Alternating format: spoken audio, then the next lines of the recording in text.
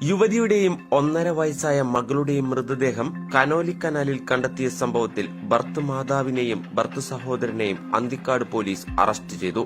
ആത്മഹത്യാ പ്രേരണ കുറ്റത്തിന് ഇരുവരുടെയും പേരിൽ കേസെടുത്തത്. ഭർത്തൃമാതാവ് അനിത 57 വയസ്സ്, അഖിലിന്റെ സഹോദരൻ അഷിൽ 30 വയസ്സ് എന്നിവർക്കെതിരെയാണ് Anthikad SHO VS Vineesh arrest ചെയ്തത്. ഭർത്താവ് അഖിലിന്റെയും കൃഷ്ണപ്രിയയുടെയും വീട്ടുകാരുടെയും പരാതിയിലാണ് അറസ്റ്റ്. കോടതി പ്രതികളെ റിമാൻഡ് ചെയ്തു.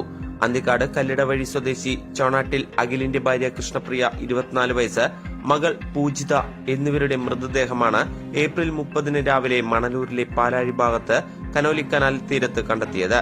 കാഞ്ഞാണി ആനക്കാട് കുന്നത്തുള്ളി പത്മനാഭന്റെയും ശൈലജയുടെയും മകളാണ് മരിച്ച കൃഷ്ണപ്രിയ. 29 ഉച്ചയ്ക്ക് 2 മുതലാണ് യുവതിയുടെയും കുഞ്ഞിനെയും കാണാതായത്.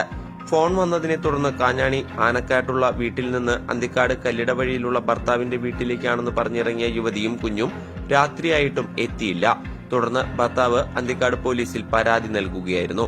അന്വേഷണത്തിനിടെ പിറ്റേന്ന് രാവിലെയാണ് ഇരുവരുടെയും മൃതദേഹങ്ങൾ കണ്ടെത്തിയത്. കാഞ്ഞാണിയിലെ മെഡിക്കൽ ഷോപ്പിലെ ജീവനക്കാരിയാണ് മരിച്ച കൃഷ്ണപ്രിയ. 4 വർഷം മുൻപാണ് അഖിലും കൃഷ്ണപ്രിയയും വിവാഹിതരായത്. ഇരുവരുടെയും പ്രണയ വിവാഹമായിരുന്നു. വിവാഹത്തിന് ശേഷം ഭർത്തൃമാതാവും ഭർത്തൃ സഹോദരനും സ്ത്രീധനം പോരെന്നും പറഞ്ഞ് നിരന്തരം ശല്യം ചെയ്തിരുന്നതായി പോലീസ് പറയുന്നു. ഇതുമൂലം ഏതാനും മാസങ്ങളായി ആനക്കാട്ടുള്ള വീട്ടിലായിരുന്നു താമസം.